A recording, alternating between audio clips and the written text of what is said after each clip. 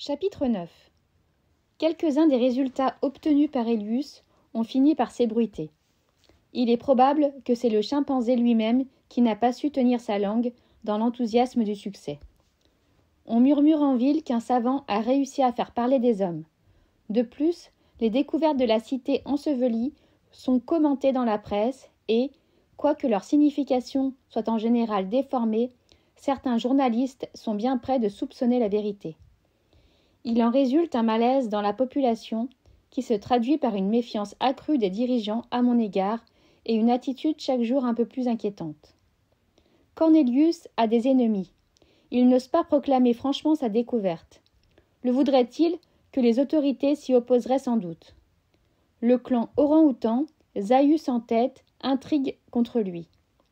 Il parle de la conspiration contre la race simienne et me désigne plus ou moins ouvertement comme un des factieux. Les gorilles n'ont pas encore pris position officiellement, mais ils sont toujours contre ce qui tend à troubler l'ordre public. J'ai éprouvé aujourd'hui une grande émotion. L'événement tant attendu s'est produit. J'ai d'abord été transporté de joie, mais à la réflexion, j'ai frémi devant le nouveau danger qu'il représente. Nova a donné le jour à un garçon. J'ai un enfant, j'ai un fils sur la planète Soror. Je l'ai vu, cela n'a pas été sans difficulté.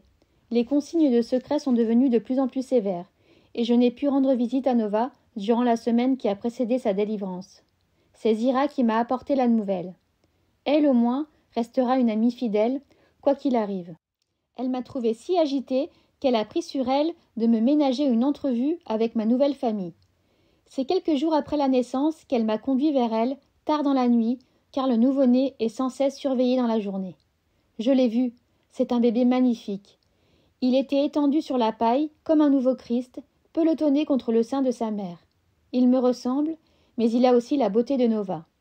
Celle-ci a émis un grognement menaçant quand j'ai poussé la porte. Elle est inquiète, elle aussi. Elle s'est dressée, les ongles prêts à déchirer, mais s'est calmée en me reconnaissant. Je suis certain que cette naissance l'a fait remonter de plusieurs degrés dans l'échelle des êtres. L'étincelle fugitive a fait place à une flamme permanente. J'embrasse mon fils avec passion, sans vouloir songer aux nuages qui s'accumulent sur nos têtes. Ce sera un homme, un vrai, j'en suis certain. L'esprit pétille sur ses traits et dans son regard. J'ai rallumé le feu sacré.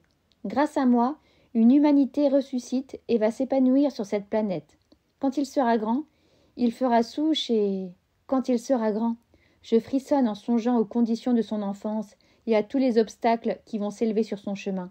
Qu'importe, à nous trois, nous triompherons, j'en suis sûre. Je dis à nous trois car Nova est maintenant de notre bord.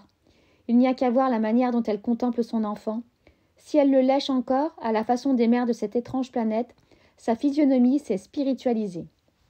Je l'ai reposé sur la paille, je suis rassurée sur sa nature. Il ne parle pas encore, mais je divague. Il a 3 jours, mais il parlera. Le voilà qui se met à pleurer faiblement, à pleurer comme un bébé d'homme, et non à vagir. Nova ne s'y trompe pas et le contemple dans une extase émerveillée. Zira ne s'y méprend pas davantage. Elle s'est approchée, ses oreilles velues se sont dressées, et elle regarde longtemps le bébé, en silence, d'un air grave.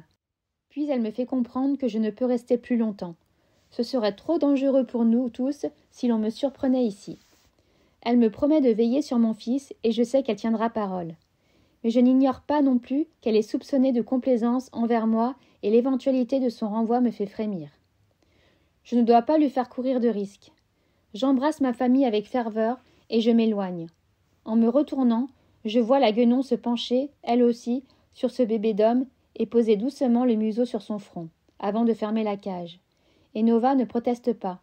Elle admet cette caresse qui doit être habituelle. Songeant à l'antipathie qu'elle témoignait autrefois à Zira, je ne puis m'empêcher de voir là un nouveau miracle. Nous sortons, je tremble de tous mes membres et je m'aperçois que Zira est aussi émue que moi. « Ulysse » s'écrie-t-elle en essuyant une larme. « Il me semble parfois que cet enfant est aussi le mien. »